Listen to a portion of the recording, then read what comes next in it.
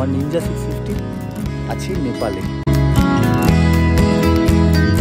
আমরা কিন্তু এখন আর ইন্ডিয়াতে নেই, আমরা এখন আছি নেপালে। এই যে কফিটা আছে এটা কিন্তু নেপালের কফি। তো নেপালি ক্যাফেতে বসে বসে নেপালি কফির মজা নিচ্ছি আমরা। এখান থেকে পারমিট নিয়ে নিয়েছি, এখান থেকে আমি আমার নিনজাটা নিয়ে নেপালের ভেতরে ঢুকবো, কিছুটা ঘুরে তারপর চলে আসবো। তো আমার বাইক কিন্তু এখন দাঁড় করানো আছে নেপালের মাটিতে। তো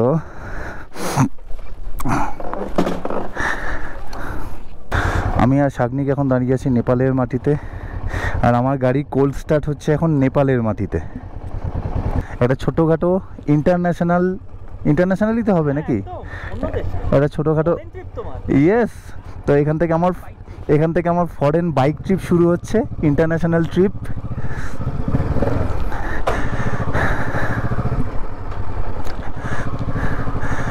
শাগনিক আসতে পারলে খুব ভালো হতো, কিন্তু শাগনিক যেহেতু আরসিটা ফেলে এসছে হোটেলে, সেই জন্য বিনা আরসিতে এরা অ্যালাউ করলো না শাগনিকের bike.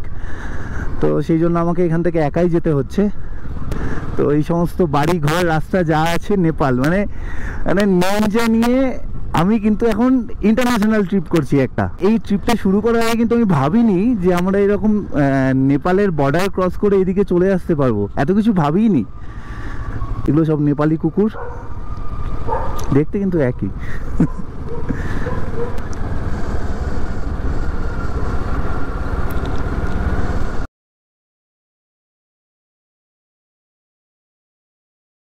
Reactions from Nepali people, তো ইন্টারন্যাশনাল রিয়াকশনস। নেপালেও কিন্তু অ্যাপাচে আছে ভাই। আচ্ছা, নেপালেও ডিসকভার আছে, পালসার আছে। ইন্ডিয়ার থেকে দাম বেশি পড়ে মোস্ট প্রবাবলি।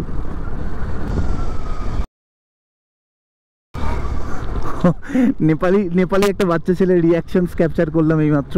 ভীষণ এক্সাইটেড লাগছে, আমি বলে বোঝাতে পারবো না। সিরিয়াসলি বলছি, আমি বলে বোঝাতে পারবো না আমার কতটা এক্সাইটেড লাগছে যে আমি নেপালে বাইক চালাচ্ছি। তো আমি কিন্তু এখন ইন্ডিয়া ছাড়িয়ে আমি কিন্তু একটা সম্পূর্ণ অন্য দেশে ঢুকে গেছি। এই দেশেই কিন্তু এভারেস্ট। অনেক দূরে একটা বুদ্ধের মূর্তি দেখতে পাচ্ছি, আই হোপ দেখা যাচ্ছে এখান থেকে। জায়গাটা কিন্তু বেশ অনেকটা ওপরে।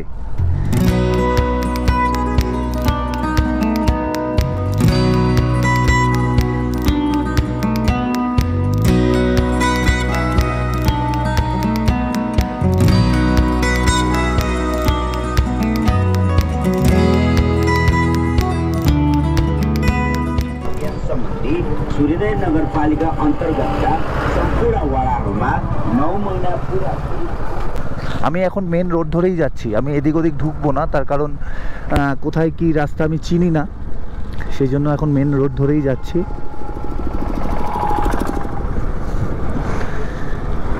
নেপালি মানুষের রিয়াকশনস পাচ্ছি আমি নিনজা নিয়ে। তো এখানে প্রচুর হোমস্টে আছে।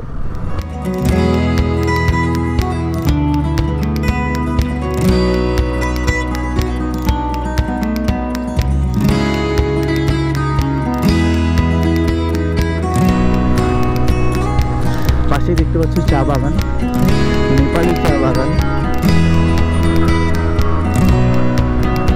ওইদিকে দূরে পাহাড় দেখা যাচ্ছে অনেক।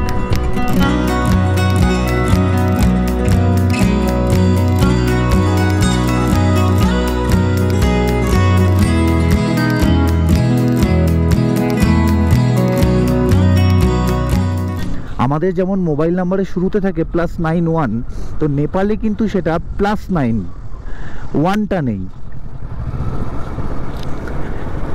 এই জায়গাটা কিন্তু দারুণ জায়গা, মানে দুপাশে দুটো ছোট ছোট পাহাড় আছে, আর দুটো পাহাড়েই কিন্তু চা হয়েছে, চা বাগান। অসাধারণ জায়গা।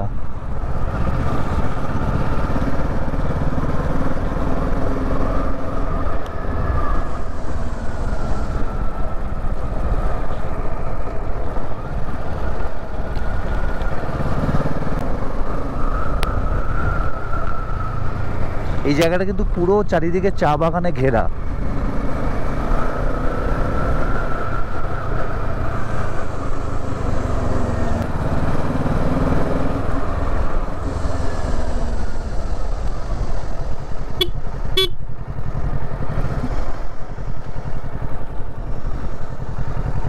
এই জায়গাটা দেখতে পাচ্ছ, এটা কিন্তু পুরো ভ্যালি। এই জায়গাটা দেখতে পাচ্ছ, খুব সুন্দর কিন্তু জায়গাটা। নিচে চা বাগান আর নিচে দূরে দূরে গ্রাম দেখা যাচ্ছে। ওইদিকে পাহাড়টা পুরো মেঘে ঢেকে গেছে আর ওই দূরে দেখা যাচ্ছে রাস্তা। इस जगह का नाम क्या है भाई? हाँ, रोंगपो, रोपोक, रोंगपोक। अच्छा अच्छा अच्छा, बहुत अच्छी जगह है, बहुत अच्छी जगह है, ब्यूटीफुल। यहीं का रहने वाले हो? अच्छा अच्छा अच्छा अच्छा अच्छा। अभी आपका क्या है? अभी ऐसे ही घूमने आए हैं, फिर यू टर्न मार के चले जाएंगे।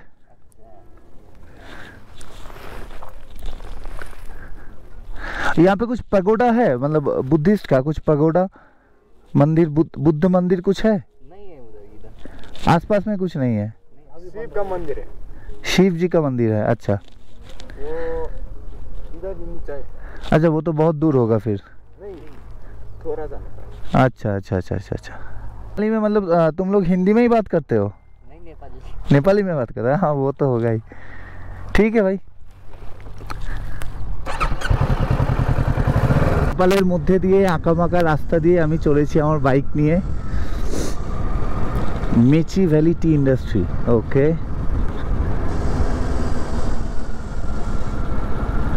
এখান থেকে যদি মাউন্ট এভারেস্টটা দেখতে পাওয়া যেত তাহলে খুব ভালো হতো, মানে একদম 16 কলা পূর্ণ হতো। এখানে সব গাড়িগুলোতে দেখতে পাচ্ছ লাল রঙের নাম্বার প্লেট, সব নেপালি গাড়ি, নেপালি রেজিস্ট্রেশন, মানে নেপালের রেজিস্ট্রেশন। শুরুর দিকে কিন্তু আমি তবুও কিছু ওয়েস্ট বেঙ্গলের গাড়ি বা বাইক দেখতে পাচ্ছিলাম, আর আমি এতটা ভেতরে চলে এসেছি এখানে কিন্তু আর কোনো ওয়েস্ট বেঙ্গল নাম্বারের গাড়ি দেখতে পাচ্ছি না। এখানে সবই কিন্তু নেপালি গাড়ি, মানে আমি মনে হয় বেশ অনেকটাই ভেতরে চলে এসেছি। তো চলো আর বেশি দূর যাবো না, সামনে থেকেই ঘুরিয়ে নেবো। অনেকটা ভেতরে চলে এসেছি, অনেকটা, মানে এক্সাইটমেন্টে, আনন্দে অনেকটা নেপালের ভেতরে চলে এসেছি বাইক চালাতে চালাতে। এটা কোনো একটা নেপালি মার্কেট।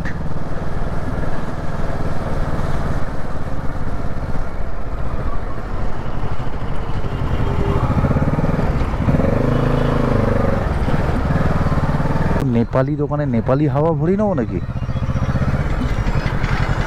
एयर चेक करवाना है। इंडियन रुपीस लेते हैं?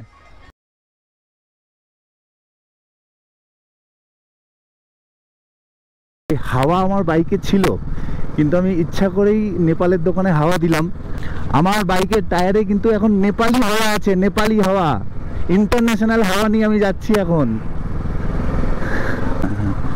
এখান থেকে দুম করে ঢুকে যাওয়াটা ঠিক হবে না, সামনে যাব, সামনে থেকে গিয়ে তারপর ঘুরে আসবো। কারণ এখানকার নিয়মকানুন জানি না, এখানে যদি পুলিশ ধরে তাহলে কিন্তু কেস হয়ে যাবে, পুরো বাজে কেস খেয়ে যাব।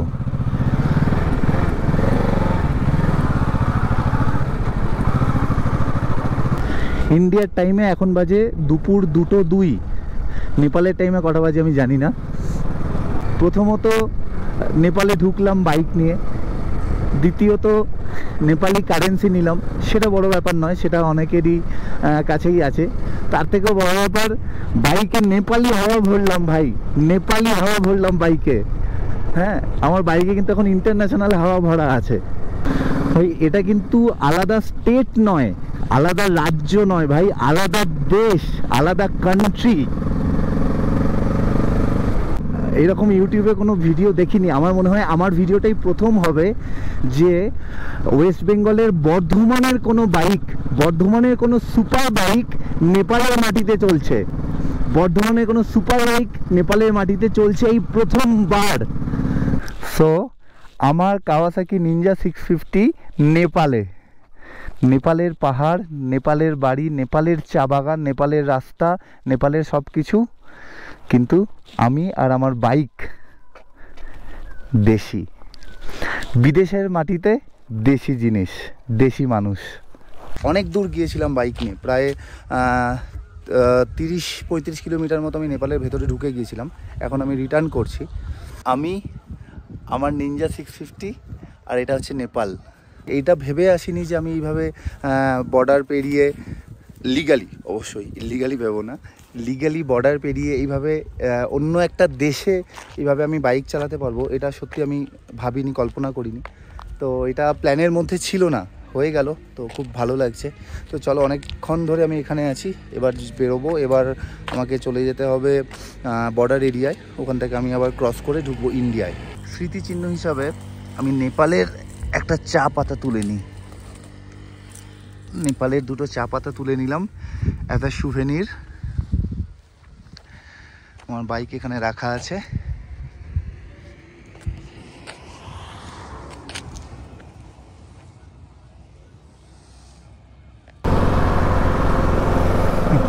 Reaction from a Nepali kid.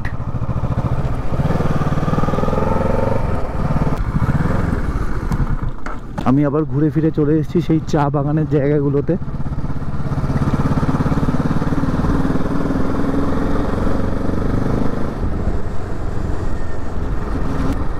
এখানে কিন্তু চারিদিকে দেখছি পাইলসের অ্যাড। তো নেপালিদের কি খুব পাইলস হয় আমি জানি না, প্রচুর পাইলসের বোর্ড দেখতে পাচ্ছি এখানে। ও রাজা রে! আসার সময় যে বুদ্ধদেবের একটা বড় মূর্তি রেখেছিলাম, ওটা কিন্তু আমি এখন আর দেখতে পাচ্ছি না। আমি রাস্তা ভুল করলাম না তো ভাই? অন্য দেশে এসে যদি রাস্তা ভুল করি তাহলে কিন্তু খুব চাপ হয়ে যাবে। রাস্তা ভুল করার কথা নয়, কারণ স্ট্রেট তো রোড একটাই, আমি তো এদিক ওদিক কিছু বাঁকিনি, স্ট্রেট রোডেই গেলাম আমি। শাগনিক যদি আসতে পারতো খুব ভালো লাগতো, দুজন মিলে একসাথে ঘুরতাম নেপাল, কিন্তু কিছু করার নেই, কপাল খারাপ, তাই শাগনিকের বাইকের পারমিটটা পাওয়া গেল না। ডান দিকে সেই বুদ্ধ মূর্তি।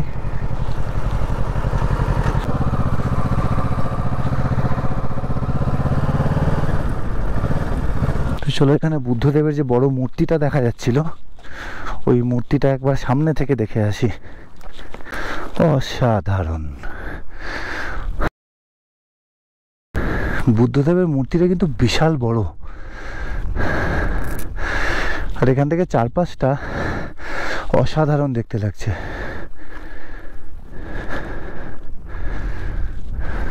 ওখানে নিচে আমার বাইকটা রাখা আছে। আমি কিন্তু নেপাল আর ইন্ডিয়ার বর্ডারের খুব কাছাকাছি চলে এসেছি, আর কিছুক্ষণের মধ্যেই চলে আসবে বর্ডার, আর হয়তো 2 থেকে 3 কিলোমিটার ম্যাক্সিমাম। তো বেশ ভালো লাগলো এখনো অবধি যে আমি নেপালের মধ্যে বাইক চালাতে পারলাম। Shri Buddhidham secondary school, Nepal. আমি চলে এসেছি পশুপতি মার্কেটে, আর এই পশুপতি মার্কেটের পরেই হচ্ছে আমাদের বর্ডার। তো এখান থেকে আমি বর্ডার ক্রস করে ঢুকে যাব ইন্ডিয়ায়। এই জায়গাটা কিন্তু বেশ খাড়াই।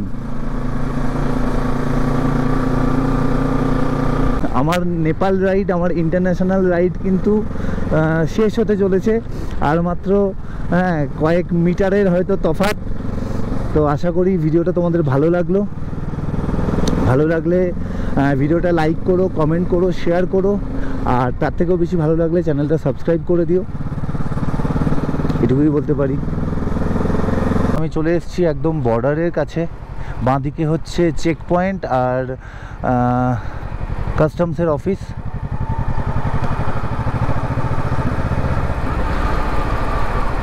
তো বাঁদিকে হচ্ছে কাস্টমসের অফিস, এখান থেকে এই গেটটার ওপারে হচ্ছে ইন্ডিয়া।